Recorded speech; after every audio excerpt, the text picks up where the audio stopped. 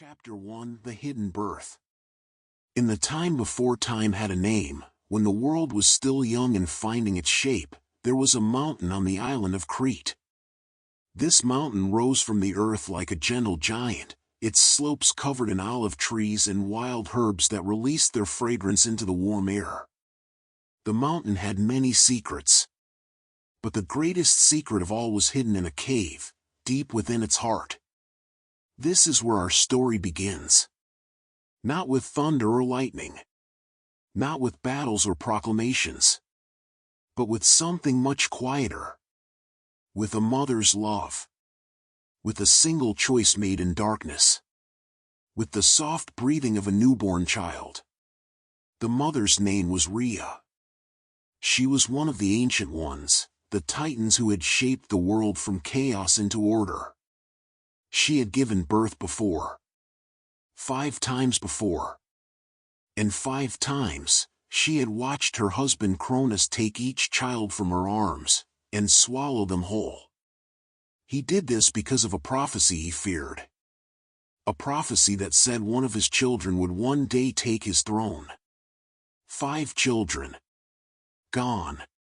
Not dead, but not free either. Suspended in darkness inside their father, waiting. But this 6th time would be different. Rhea had made a plan. When she felt the pains of labor beginning, she did not go to the palace. She did not call for Cronus. Instead, she slipped away in the night. She traveled across land and sea until she reached this island, this mountain, this cave. The cave welcomed her. It was cool inside, even though the night outside was warm. Water dripped somewhere in the depths, a steady rhythm like a heartbeat. Moonlight filtered in, painting everything in shades of silver and shadow. And there, in that sacred darkness, Zeus was born. He did not cry at first. He simply breathed. His eyes opened, dark and aware. Rhea held him close, wrapped him in soft cloth, whispered that she loved him, that he would be safe here, that one day, he would free his brothers and sisters. But not today. Today, he was just a baby. And she was a mother who needed to protect him. She stayed with him through the night. She fed him. Rocked him. Watched the moonlight move across the cave floor. And she planned what had to come next. By morning, she knew what she must do. She had to return to Cronus with something. If she disappeared, he would search. He would find the child. So she found a large stone outside the cave. Roughly the size and weight of a newborn. She wrapped it in the same soft cloth. Carefully, so that in the dim palace light, it might pass for an infant. Before she left, she kissed Zeus one more time. She laid him in a soft hollow in the cave floor, cushioned with moss and leaves. She whispered a prayer to the earth itself, asking it to protect him. Then she walked out of the cave, carrying the stone baby. She traveled back across water and land. And when she reached the palace, she handed the bundle to her husband. "Another child," she said quietly. "Here. Do what you will." Cronus didn't hesitate.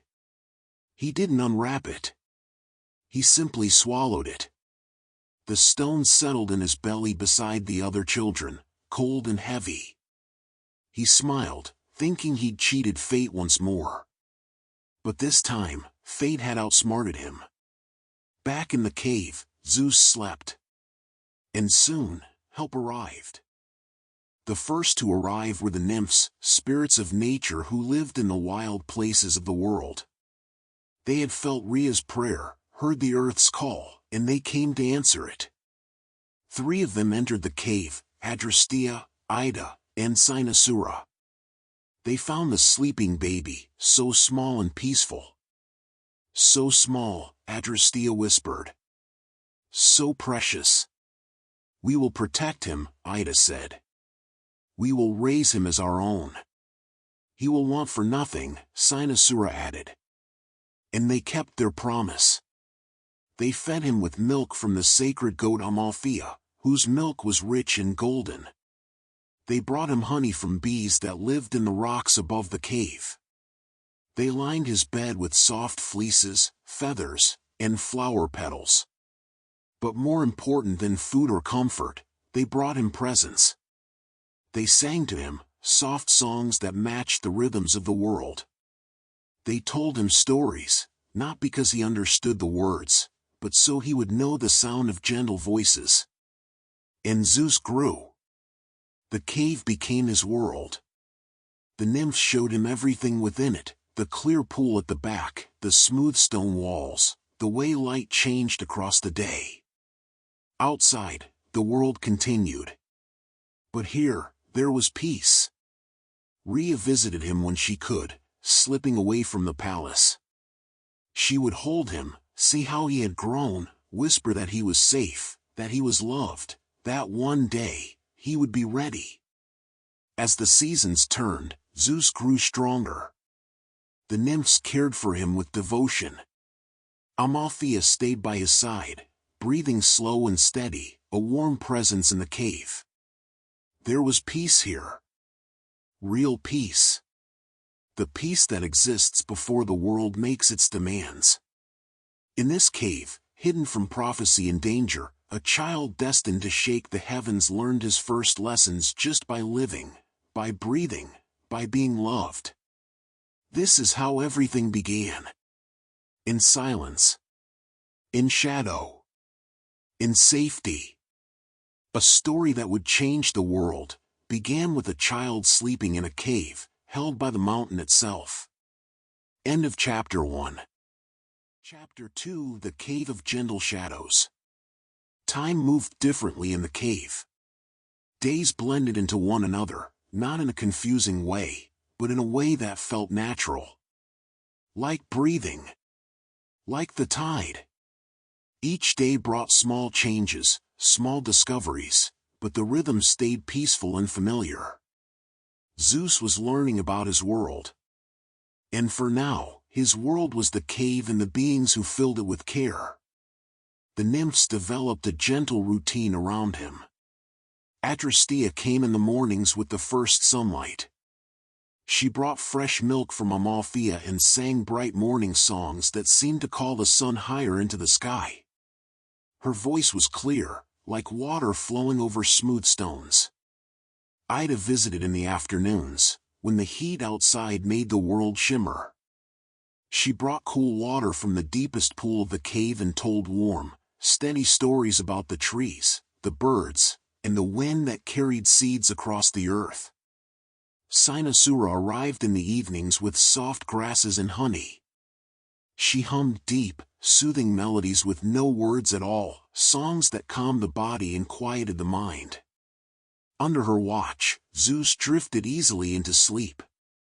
Through it all, Amalthea remained a constant companion. The golden goat lay beside him when he rested. She nuzzled him when he cried. Her milk nourished him, and her presence comforted him. She was gentle, steady, endlessly patient. The cave itself seemed to protect him. The walls softened sound, wrapping everything in safety. The air stayed cool and calm. The water was always fresh, always flowing, fed by an ancient spring deep within the earth. Zeus began to notice things.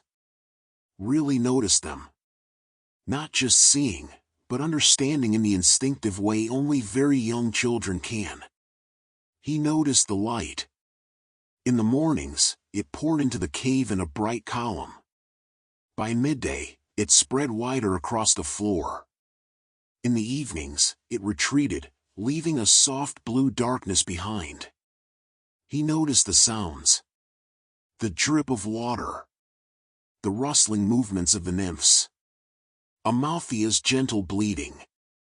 The distant cries of birds outside. Even the wind had its own song. He noticed textures. Smooth stone beneath him. Soft fleeces and feathers in his bed. Amalthea's warm coat. The coolness of water trickling over his hands. And he began to move with intention. Reaching for things. Turning toward sounds. Following motion with clear, curious eyes.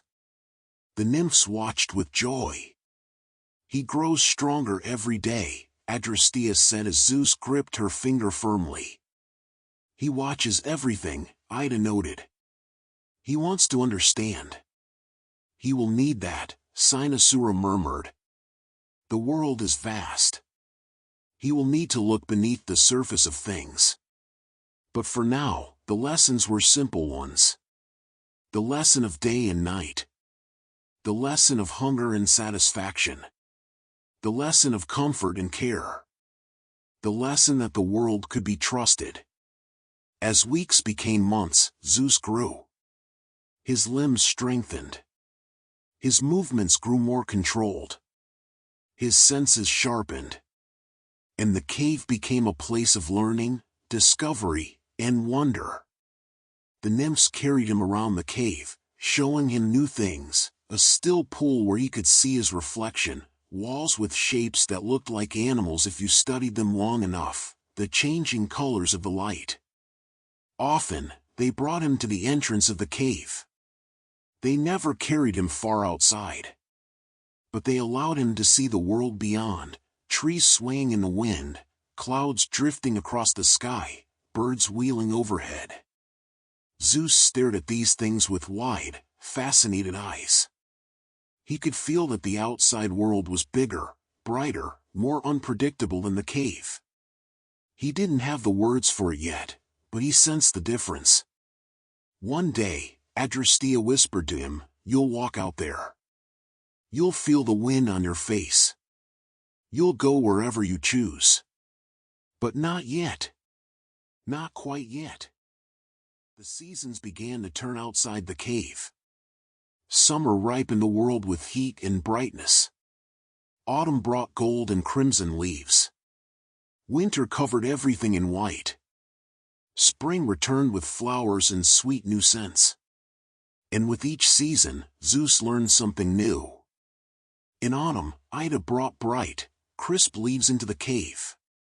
Zeus studied them carefully, turning them in his hands, listening to the papery crackle when he crushed them. "The world changes," Ida told him. "Nothing stays the same. But that isn't sad. It's just the way of things." In winter, the cave glowed with small, carefully tended fires. Zeus sat mesmerized by the flames, their flickering light dancing across the walls. "Fire is powerful," Cynosura whispered. "It warms, but it can also burn. Power is always like that. It depends on how it's used." Zeus didn't understand the words yet. But somewhere inside him, he felt the truth. Rhea visited whenever she could. She held her son close, whispering soft words of love and pride. Zeus recognized her voice, her scent, her touch. Even as an infant, he seemed to understand that she was part of him, even if she couldn't stay long. "You're safe," she would say. "You're loved. And one day, when the time is right, you will be ready." Zeus listened with quiet seriousness, as if he understood. As if some part of him already knew that this peaceful beginning was temporary. That something larger waited beyond the cave. For now, though, life remained gentle. He explored. He slept. He learned. He grew. The nymphs gave him simple toys, smooth stones, pieces of driftwood, seashells. He studied each object with the concentration of someone discovering the world piece by piece. They let him dip his hands into the cold pool, watching the ripples spread outward. They let him feel the textures of bark and leaves. They let him touch snow for the first time, his eyes going wide at the cold softness that melted in his warm hands. "He's curious," Adrastea said. "He wants to understand everything. He sees more than most children," Ida added. He observes the world deeply. He was born to, Cynosura murmured.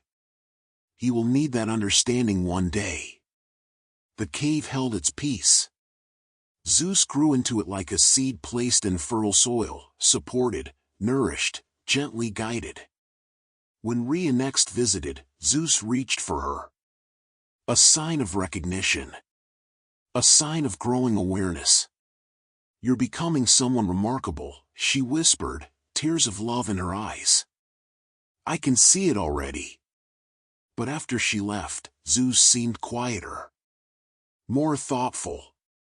The nymphs gathered around him, humming soothing melodies until he slept in Cynosura's arms. Winter eventually melted into spring. The mountain bloomed again. Flowers appeared in bursts of color, their fragrance drifting into the cave. Zeus laughed, a clear, joyful sound, when Adrastea placed a crown of white blossoms on his head. One day, she said softly, you'll wear a different crown. But perhaps you'll remember this one. Zeus grasped the flowers, pulling petals loose. They drifted around him like soft white snow. And the nymphs laughed with him, their hearts full. These were the good days. The peaceful days. The days that would live in memory long after everything changed. The cave grew warmer as spring deepened. Light lingered longer each day. Birds nested near the entrance, singing melodies that Zeus tried to copy with small, excited sounds. He was nearly walking now, shuffling, standing, taking uncertain steps. The nymphs guided him patiently, cheering softly when he managed several steps on his own. Everything he did came with quiet celebration. Every discovery. Every smile. Every sound. The world outside blossomed. And inside the cave, Zeus blossomed too. He slept deeply each night, soothed by the familiar sounds of dripping water, crackling fire, and the calming presence of Amalthea. Sometimes he dreamed, his small hands twitching, his brow furrowing, his breath quickening. The nymphs wondered what visions passed through his mind. Maybe he dreams of the future, Ida whispered one night. Or of the world beyond, Cynosura said. Or maybe, Adrastea murmured, he simply dreams of love. As the months passed, Zeus's awareness expanded. He began to mimic words. Ma for milk. De for almost anything else. Each attempt was met with gentle encouragement. Every sound was proof of his mind awakening. The cave felt like its own universe. A cradle of peace. A space untouched by danger or fear. Time passed slowly. The outside world continued its turning. But inside, everything was still, calm, held in a sanctuary of stone. Zeus grew more confident on his feet. He learned to point at things he wanted. Learned to laugh when the nymphs played gentle games with him. Learned to love the soft brush of spring breezes that drifted into the cave. He was becoming himself, slowly, steadily, beautifully. The mountain stood watch. The earth held him. The nymphs guided him. And the cave, ancient and wise, sheltered him as he moved through the earliest chapters of a destiny he could not yet imagine. But for now, there was no destiny. No danger. No prophecy waiting in the shadows. There was only this moment. Only breath. Only peace. Rest here a while. Feel the soft quiet of the cave. Feel the mountain holding its secret gently. The story continues, but there is no need to hurry. End of Chapter 2. Chapter 3, The Seasons Turn. Years passed in the cave. Not many years, but enough for Zeus to transform from an infant into a young child, steady on his feet, curious in his mind, and already showing signs of the strength he would one day wield. Time in the cave was fluid. Day followed day, season followed season, but the rhythm remained gentle. Within that rhythm, Zeus grew. He was 3 years old now, perhaps 4. His limbs had lengthened, his speech was beginning to form, and his eyes held a sharp, knowing awareness far beyond his age. He soaked up knowledge like dry earth taking in the rain. The nymphs marveled at him. "He remembers everything," Ida said one afternoon as Zeus traced patterns on the stone floor. "He sees everything," Adrastea added. "Nothing escapes his attention." Cynosura smiled softly. "He was born to see deeply. The world will need that from him." Zeus, meanwhile, was learning through direct experience. He observed, he questioned, he explored. He learned why water flowed downward, why leaves changed color, why shadows stretched long in the evening. His questions grew more complex as the world expanded in his mind. "People move in cycles too," he said once, thinking hard. "Don't they?" "In a way," Ida answered. "Everything moves in cycles. Everything transforms." Even as he learned, Zeus lived the simple joys of childhood. He walked the length of the cave without wobbling now, fingers brushing the cool stone walls. He explored the shadows. He dipped his hands into the cold pool, watching the ripples distort his reflection. He collected rocks, smooth stones shaped by water, rough shards freshly broken from the walls, crystals that caught the light and split it into rainbows. Each rock became a treasure, a lesson, a story. "This one shines because light breaks apart inside it," Cynosura explained. Zeus held the crystal up to his eye, the world warping slightly through it. "So things aren't always what they seem." "No," she replied. "They rarely are." Outside, the world beyond the cave entrance called to him. Trees moved in the breeze. Clouds shifted overhead. Birds swooped in graceful arcs. He felt a pull toward the larger world, even if he wasn't ready to step into it yet. "One day you'll walk out there," Adrastea told him. But not yet. The seasons turned. In spring, Zeus learned about growth, tiny seedlings pushing toward the sun. In summer, he learned about abundance, fruit ripening, bees gathering honey.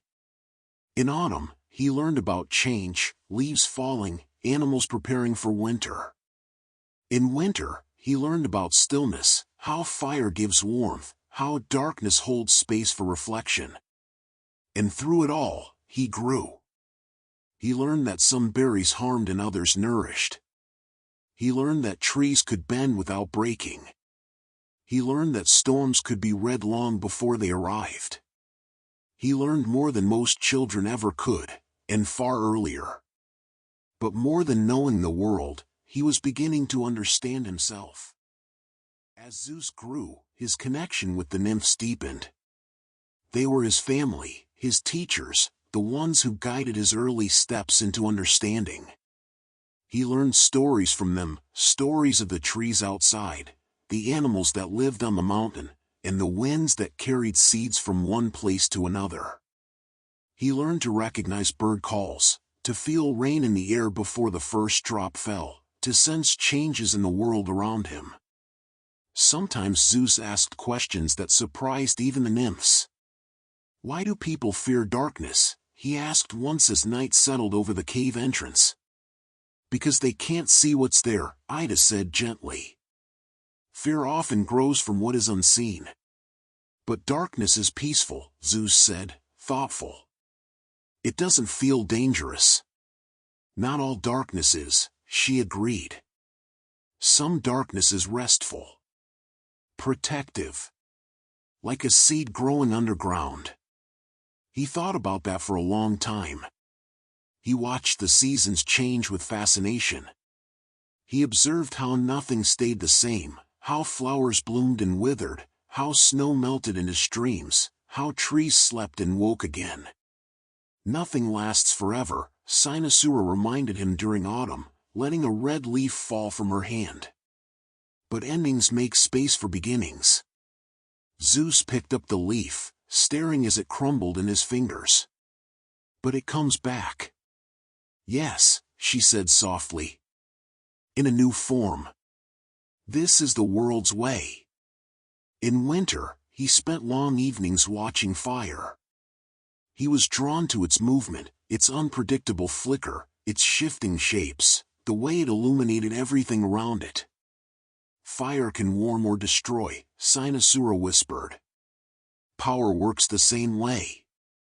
Zeus didn't fully understand, not yet. But he remembered. Rhea continued to visit when she could. Each visit was filled with tenderness, and each departure left a quiet ache behind. Zeus recognized her sadness even if he didn't understand the full reason. You're growing strong, she whispered during one visit. Stronger every time I see you. Zeus looked back at her with eyes that seemed older than they should have been. The nymphs noticed his deepening awareness. He spoke in simple sentences now, but the ideas behind them were startlingly clear. Things shouldn't be swallowed, he said once out of nowhere. Adrastea and Ida exchanged glances. He understood more than he spoke. More than he let on. The mountain continued to shelter him. The cave continued to hold him. The nymphs continued to guide him. And Zeus continued to grow, body, mind, and spirit. As the years passed, Zeus transformed from a small child into a young boy with sharp eyes and a quiet strength. He walked with confidence now. He ran along the cave floor with ease. He climbed over rocks, explored shadows, and studied everything he could reach. He was beginning to understand language, its sounds, its meanings, its rhythm. He pointed at water. Water, he said carefully. Pointed at birds. Bird. Pointed at trees near the cave mouth. Tree. The nymphs encouraged him at every step.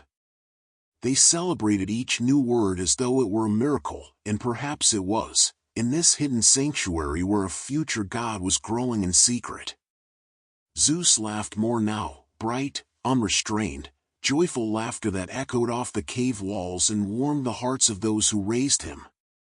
He wore crowns of flowers in spring, slept curled against Amalthea's warm side in winter, and watched storms roll across the sky with wide, wondering eyes.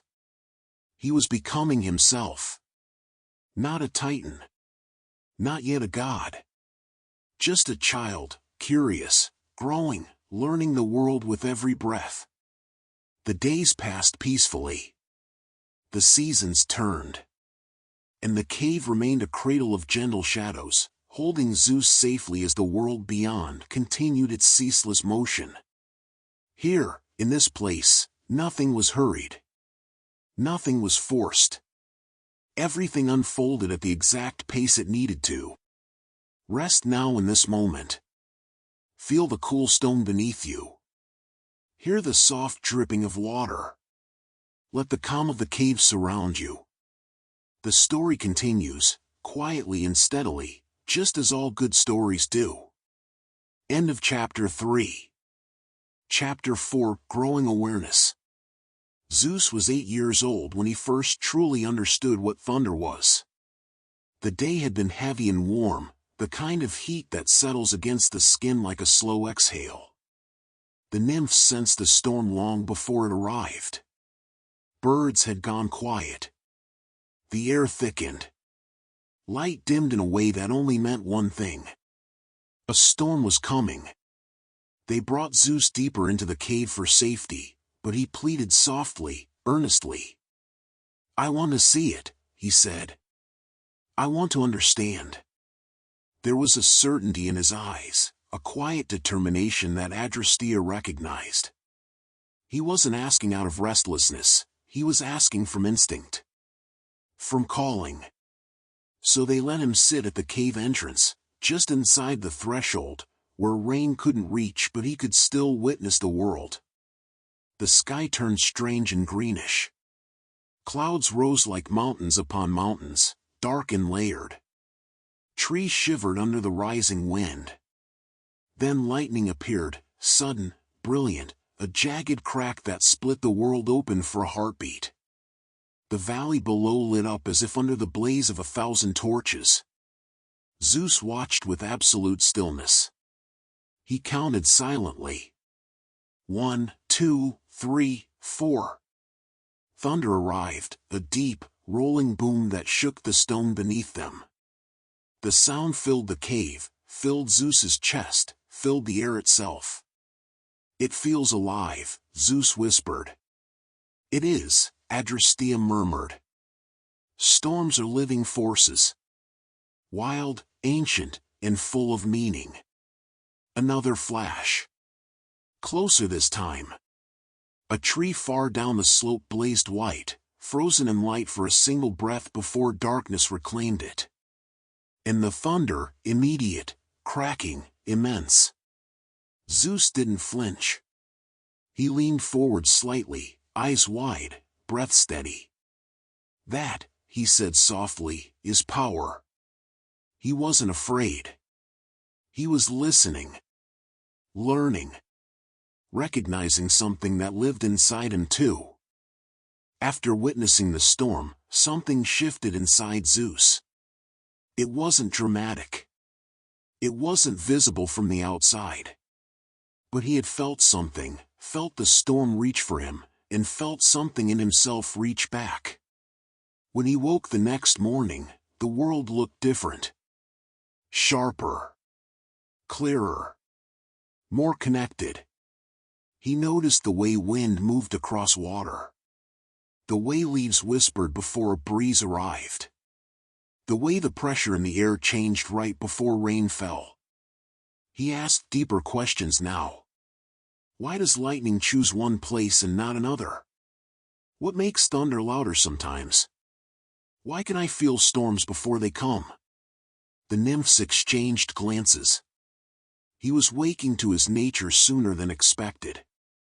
Ida sat with him one afternoon, explaining the world's rhythms, how clouds rose and fell, how heat and cold shaped storms, how energy gathered and released. Zeus listened, absorbing every word. But he also felt something Ida wasn't describing, something instinctive. "It's like the storm wants to move," he said slowly. "Like it's looking for a place to go." Ida blinked. "That's not far from the truth." Zeus's abilities grew without him trying. He could sense the atmosphere changing before clouds appeared. He could tell when lightning was seconds away.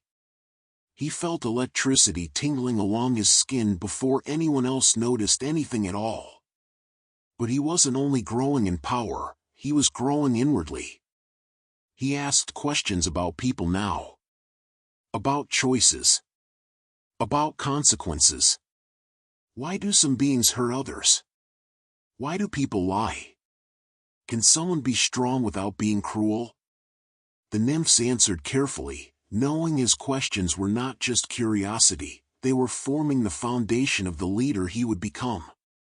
"Strength isn't cruelty," Cynosura told him one evening. "Strength is choice. Cruelty is what happens when fear guides the choice." Zeus remembered the fear he had seen in Cronus's eyes and stories. The fear that made him swallow his own children. "I don't want to be like that," he said quietly. "You won't," she replied. "Because you're asking the right questions." Outside, storms rolled across the world. Inside, a different kind of storm, quiet, thoughtful, powerful, was forming in Zeus. Zeus was changing physically too. His body lengthened, gaining lean strength. His movements grew sure and fluid. Even the way he stood had shifted, rooted, grounded, aware. He climbed the rocks outside with grace. He ran along the mountain paths with surprising speed. He could lift stones heavier than a boy his age should manage. The nymphs noticed all of it. They weren't surprised, He was, after all, a child of Titans, but they were careful not to let power grow without wisdom. They gave him tasks requiring patience. Settling water jars without spilling. Carrying delicate feathers across uneven stone. Sitting still for long periods, noticing every sound. Control begins with awareness, Ida reminded him. Strength without awareness is just force. Zeus embraced the lessons eagerly. He trained not because he wanted glory, but because he felt the world calling him to be ready. Outside the cave, life continued. Deer approached him without fear. Birds landed near his hands. Even shy creatures sensed something calm and safe in him. He has a kind heart, Cynosura said to Adrastea one evening. That will matter more than his strength. Zeus didn't always feel brave. Some nights he lay awake thinking about the stories of Cronus. About the siblings he had never met. About the weight of the prophecy that shadowed his life. Will I have to fight him? He asked once, voice small in the flickering firelight. Ida rested a hand on his shoulder. You will have to choose what kind of world you want to create. Sometimes choosing means standing against what is wrong. But you won't be alone. That comfort stayed with him. His childhood was ending slowly, gently, like the last light fading from a day. He still laughed. Still played with stones and leaves. Still chased sunlight across the cave floor. But beneath it all, something deeper was growing, awareness of who he was, and who he would need to become. As Zeus approached 12, he began to feel the world beyond the cave pulling him more strongly. He stood at the entrance often now, breathing the open air, watching clouds form and dissolve, listening to distant waves crashing against the shore. He didn't step far outside yet, but his spirit leaned outward, sensing the life awaiting him beyond the mountain. Rhea's visits became tinged with urgency. She hugged him longer. Spoke less of the present and more of the future. You're almost ready, she whispered one day. Zeus didn't know exactly what ready meant. But he felt it too. A stirring. A calling. A quiet shift, as if destiny were turning its head toward him. One evening, during a gentle rain, Zeus stood just inside the cave's mouth. Drops pattered softly on stone. The air smelled clean and new. He stretched out his hand.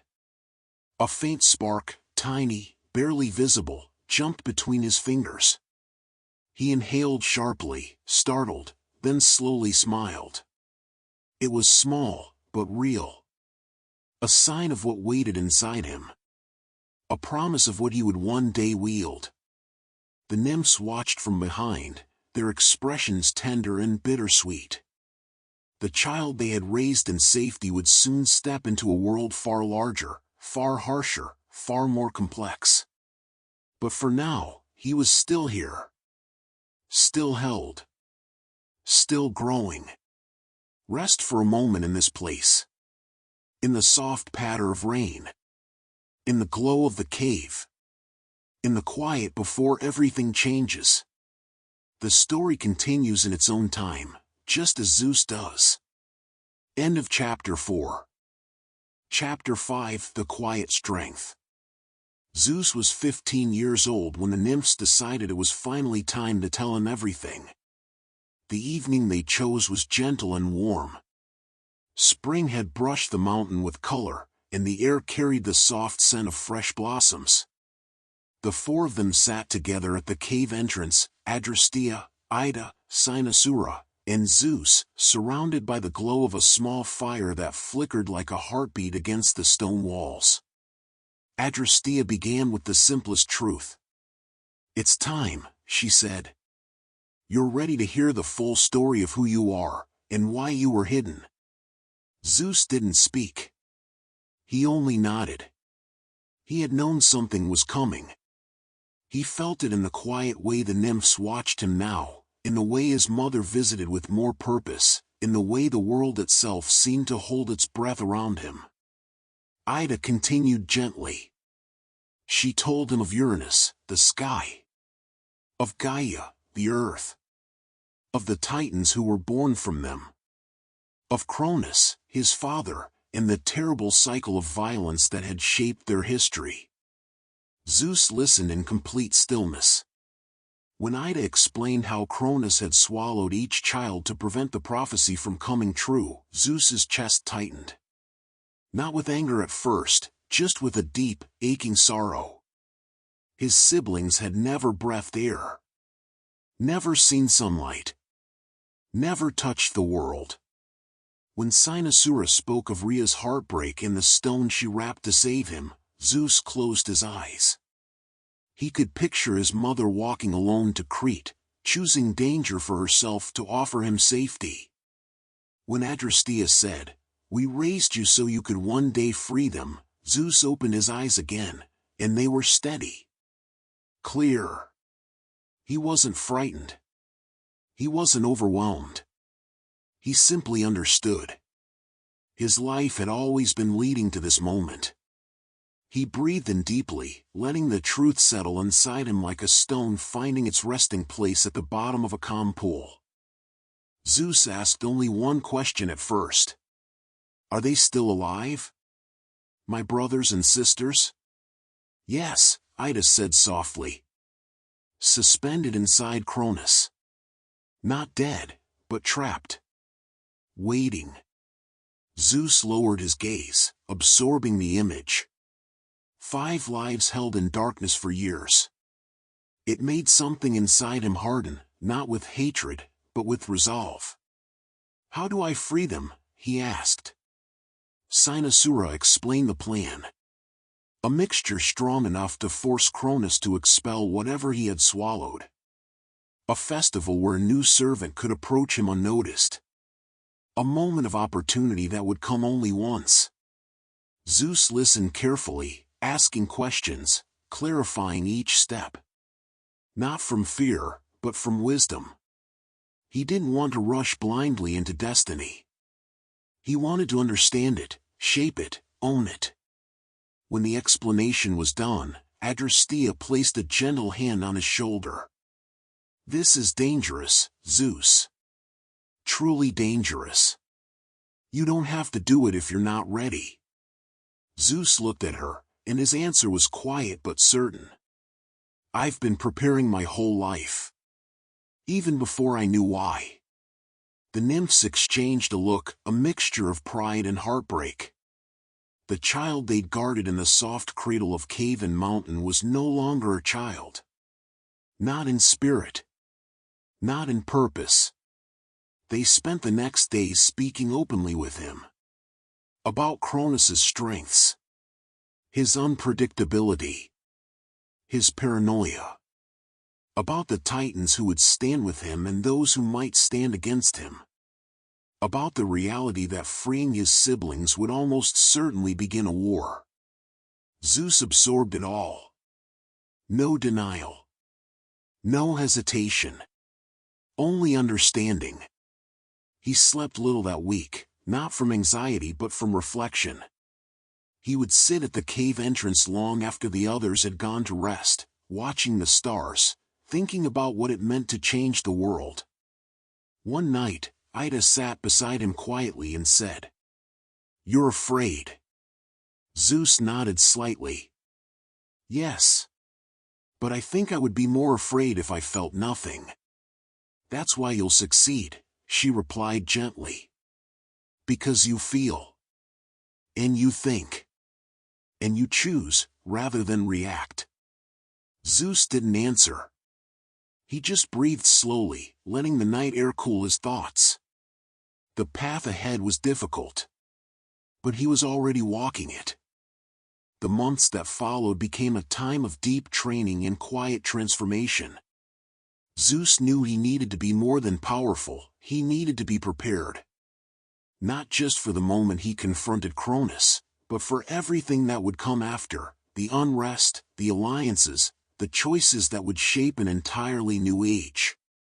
Adrastea arranged for warriors loyal to Rhea to visit the mountain in secret. One of them, an old soldier named Ether, trained Zeus in combat. Ether was tough but patient. He taught through movement, not speeches. He showed Zeus how to read an opponent's stance, how to conserve energy, how to strike only when the strike mattered. "You don't win battles with strength alone," Ether said. "You win them with breath, with timing, with calm." Zeus learned quickly. But he also trained alone, not with weapons, but with storms. He would go to the highest rocks when thunderheads gathered, feeling the electric pull through the air.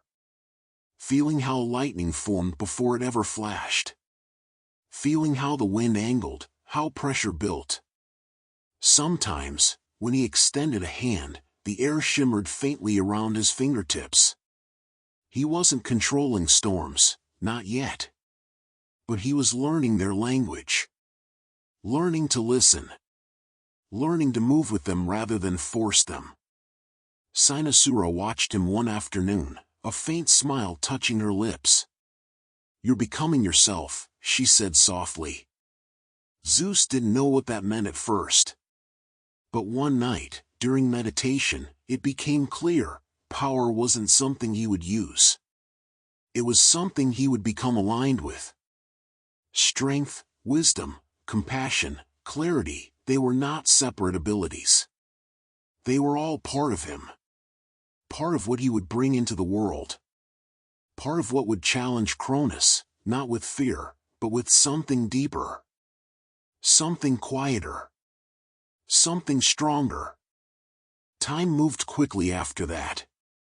Rhea visited again, her expression full of both pride and sorrow. She no longer saw a boy in Zeus. She saw the future. She saw the hope she had carried for 16 years walking toward its moment. "It's almost time," she said. "The festival is in 1 month. I will send a sign when everything is prepared." Zeus nodded. 1 month, he echoed. His final weeks on the mountain were quiet. Intentional. Sacred. He memorized the sound of water dripping in the cave. The way light moved at dawn. The scent of warm stone after rain. The heartbeat rhythm of the place that had raised him. The nymphs stayed close. They didn't try to fill the silence. They simply walked with him, shared meals with him, sat beside him in the evenings as the sky turned gold, then pink, then deepening blue. When the day came, they walked him to the base of the mountain. None of them cried. None of them spoke at first. Then Adrastea said softly, "Be brave." Ida added, "Be wise." And Cynosura, with tears glistening but unfallen, said, "Be kind to yourself, most of all." Zeus embraced them, one by one. "Thank you," he whispered. "For everything. You made me who I am." "You made yourself," they answered. "We only tended the spark." And then the white dove appeared, Rhea's signal, circling once above Zeus before turning toward the distant palace. He took a slow breath. Then another. And he stepped onto the road. The world waited. His destiny waited. But he did not rush. He walked with quiet strength. Knowing he was ready. End of Chapter 5. Chapter 6, Dawn of Understanding. The road was longer than Zeus expected.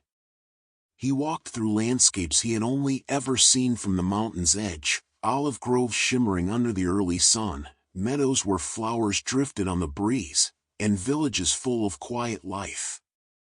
People drew water from wells, herded goats across dusty streets, and spoke to one another with gentle familiarity. They had no idea their world was on the edge of change. Zeus watched them with a thoughtful kind of tenderness. These were the people his choices would touch. Not just titans in shining halls, but farmers, children, elders, the quiet heartbeat of the world. Their simplicity steadied him. Their ordinary lives reminded him what he was fighting for. As he walked, he wondered about his brothers and sisters. What were they like?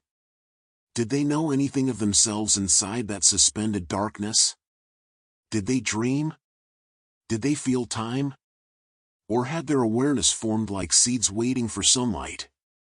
He tightened his grip on his thoughts, keeping them calm. He couldn't afford fear. He couldn't afford doubt. By the time the sun began to set, Zeus reached the hillside overlooking Cronus' city. It was larger than he imagined, its streets twisting like rivers, its buildings glowing softly under the fading light. At the center stood the palace. Beautiful. Impenetrable. Drenched in the weight of centuries. He studied it with careful eyes. Every tower. Every gate. Every possible entrance. This, he realized, was the cage holding his siblings. Not stone or iron, but fear. Cronus's fear. Zeus felt a strange mix of sorrow and clarity rise in him. If fear built this palace, then courage would break it. When night fell, he entered the city. No one noticed the tall young man moving through the crowd. He was just another face, another shadow, another body in motion. Tomorrow would be different. But tonight, he was invisible. Free. Calm. Exactly as he needed to be. A servant waited at a side gate, just as Rhea promised. An older woman with eyes that had seen much and understood even more. "You're expected," she murmured. "This way." She led Zeus through corridors few ever noticed, kitchens, storerooms, narrow passages where the palace's true work happened. Everywhere he looked, he saw movement, cooks preparing elaborate dishes, servants carrying linens, guards checking their weapons. Power didn't just sit on a throne. It lived in labor. In structure. In all the small things that held the great things up. Finally, the woman opened a small chamber. "You will rest here," she said. "Tomorrow, you're a cupbearer for the festival. Keep your head down. Don't draw attention. And if Cronus grows angry, stay silent. He is unpredictable." Zeus nodded. "I understand." She hesitated, then added softly, "Your mother is brave. You must be too." He thanked her. Then he sat alone in the quiet room. It was plain. Cold stone walls. A single window overlooking a courtyard. A simple bed. Nothing like the cave. No mountain air. No dripping water. No soft voices of the nymphs humming in the dark. Zeus lay back anyway, breathing slowly, trying to rest. But sleep didn't come easily. His mind turned over the plan again and again, each step, each risk, each moment that could shift everything. And yet, when fear whispered its doubts, another voice rose within him, the steady, patient one shaped by 16 years of mountain quiet. "Trust yourself." He let that thought soften the edges of his worry. He pictured the cave. The nymphs. Rhea's quiet strength. The mountain's unmoving presence. And eventually, exhaustion carried him into a deep, dreamless sleep.